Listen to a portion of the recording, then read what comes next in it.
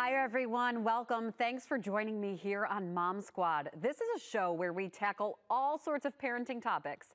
I'm Maureen Kyle. I'm going to guess that a report card either came home before the winter break or is coming home in the beginning of January.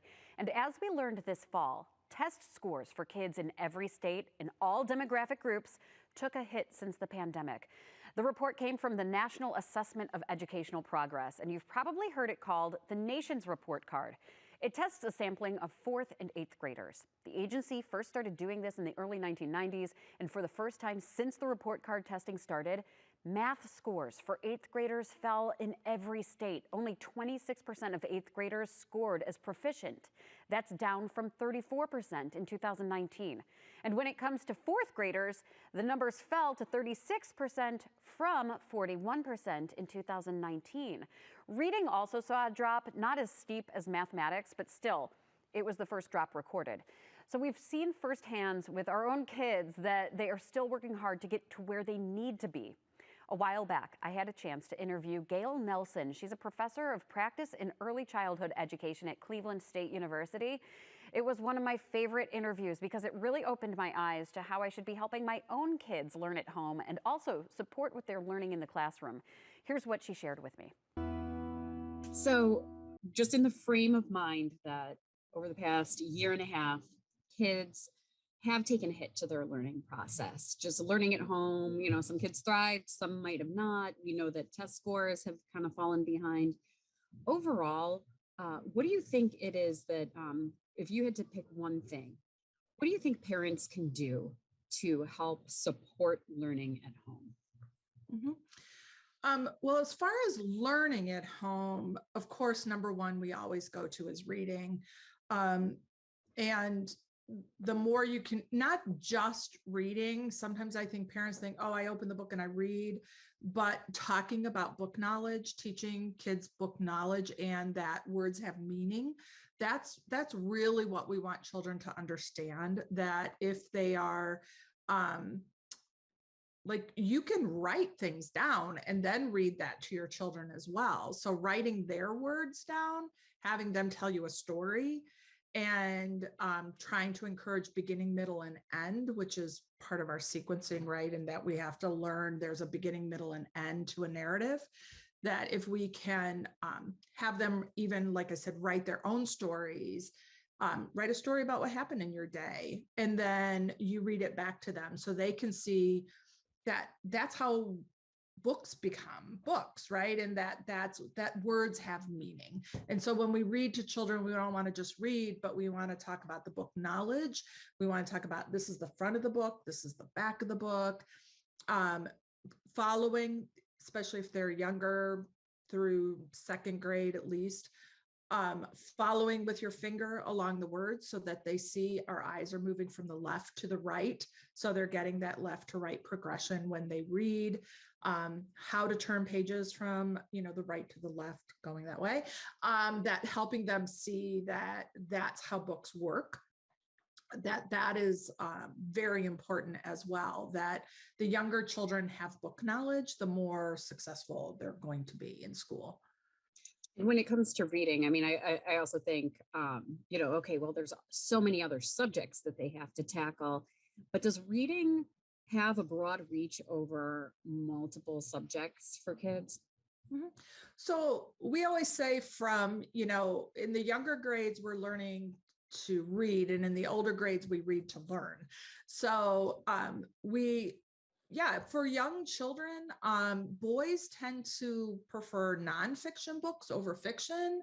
I think personally girls do too, but the research says boys. So, but absolutely, it can't, not just storybooks, but how do you incorporate the things that they're interested in, and getting the encyclopedias of animals or space or dinosaurs or the library, of course, is your best friend. I believe every single family should own a library card and go to the library.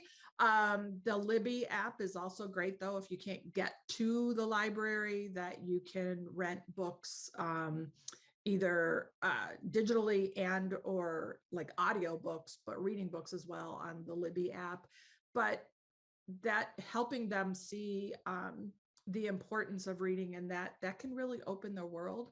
I always say children don't learn to read because we force them to learn to read, right? Children persist on learning to read because they understand that books have meaning, that books have joy, that books can be fun. Reading time should be fun and relaxing and a great way to end the day, right? That winding down and sitting and reading a couple of books together, letting children, and sometimes they just want to read the same book over and over, but that's a developmental stage, and children learn a lot by hearing a story repetitively, even though that can be boring for parents.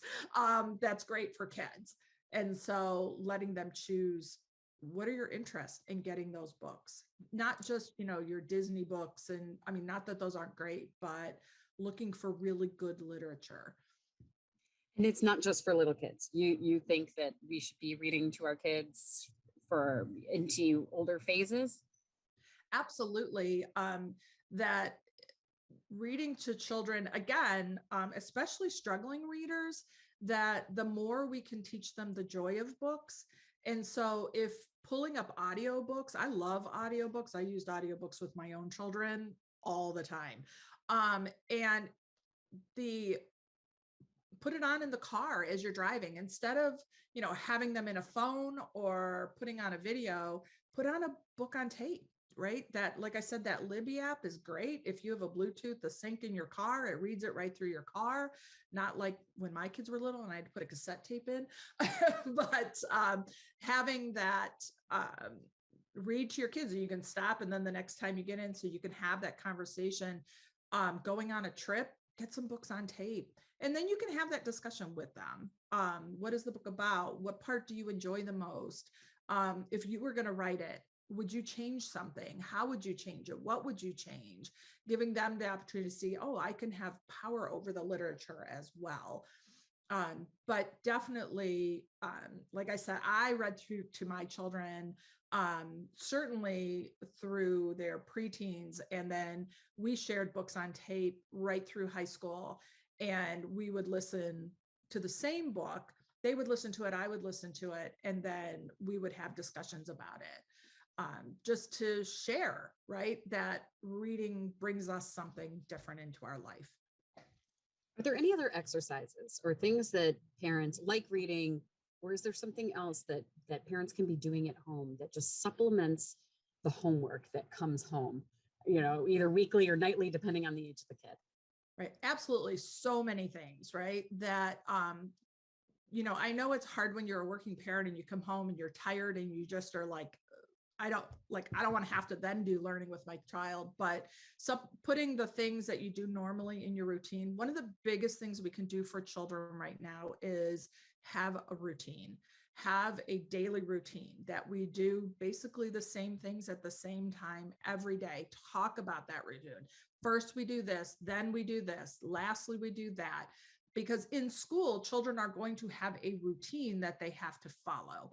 And part of your routine at home should be, especially if you're home all day, a quiet time, right? And not a quiet time where you go to your room and you take a nap, but a quiet time of let's sit down and read together. A time when we're not active, because unfortunately, children in a classroom aren't going to be active all day long. And so that's a big change to go back to a classroom and sit at a desk, for 30 minutes at a time. So helping them see that you can sit not with a TV and not with an iPad, but we can read together. You can draw, you can play with Play-Doh, use, get shaving cream on a cookie tray, or if you want to clean your kitchen table, it's a great way. The more you rub, it eventually disappears. So it's a great way to clean your kitchen table. And then you just wipe it down. But those kinds of things where they're sitting and they're attending to something for 10 minutes, 15 minutes, not a forced thing, right? But something we enjoy, that putting those routines back into their life is so important. But then involving them in the day-to-day things that we do. cooking, if you're cooking at night, maybe they're too young to cook, but they're probably not too young to set the table. And so if you can count how many people are in our family, we need, a knife for each person. We need a fork for each person. We need a spoon for each person. We need a plate. We need a napkin. All of those things are one-to-one correspondence. All of those things are encouraging counting, the math skills, matching, right? Talking about, a full set. Sorting is so important for young children. If sorting is in every language, arts, math, science, like everything. So helping kids understand that to make a set, we need a knife, a fork, a plate, a napkin, a cup, right? That becomes our set. And using some of that vocabulary, right? That using those, pull it out from when you were in school, using that vocabulary with young children as well. But if they can help cook, where you can measure and again, all math, right? So helping them with that.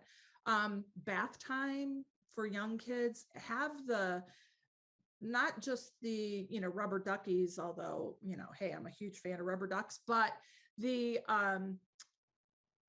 like bowls of different sizes, cups of different sizes, put your, plastic things in and then talk about how many of these cups, smaller cups, can go into this big cup. Let's dump them in. Let's count.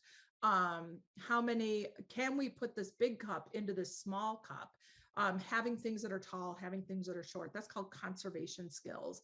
Also very important. Children around, you'll see a shift when children are around between 5 and 7. Some don't do it till a little bit later, where all of a sudden they're like, oh, even though it's tall and this one is short, they're the same size, right? That's a conservation skill, because young children won't understand that. No matter how many times you dump it in, they won't understand that. So helping them with those types of skills. Conservation skills are also what helps us with time. So if we talk about, we have 10 minutes before we leave for the store, often we say, oh, we have 10 minutes, and then it's 30 before we get out the door. And that doesn't help children with conservation skills, right? So if we say there's 10 minutes, setting a timer and saying, oh, this is 10 minutes. And even if we need more, we can say, oh, that was 10 minutes, but we need another 10 to get ready. So helping children kind of get a time concept, that helps when they go to school and the teacher says, we have another hour left. Well, what is an hour? I don't know what an hour is. So if we can set a timer, say that's an hour, that's what an hour feels like, right? That helps children understand as well. And we can talk about, in the morning, like you're going to leave at this time. And if you're home with them all day, then you can talk about, like, this is the time that you would be coming home now. This is the time you would be eating lunch at school, that kind of thing. Helping kids understand they don't have an hour to eat lunch. They have, some schools, 15-20 minutes. So helping them unpack their lunch, put their lunches in a lunchbox or in a container, and help them, teach them how to open things, and that they have to eat in that time. Set a timer. You have to eat in this time frame. That's what you have for school. Some children, that's one of the hardest things, is I want to talk because now I have an opportunity, and now I don't have lunch because I didn't have time to eat. So those are some other things that we can really help children at home as they readjust, especially those kids who've been out or have never been, but certainly those kids who've been out a year and aren't used to, like, getting back into these routines that are so hard. Yeah, I love every single thing of that. I mean, I need to make that list and do all those things at home. Is there any indication that you see pop up in kids, any like clear sign that maybe they're struggling a little bit, but haven't verbalized it? Maybe it's not, like, we're not going to get teacher feedback until the quarter. But is there anything at home that we should recognize, like if a child is struggling to learn or having some issues at school? Mm-hmm. So the first thing I would say to you is stay in contact with your child's teacher.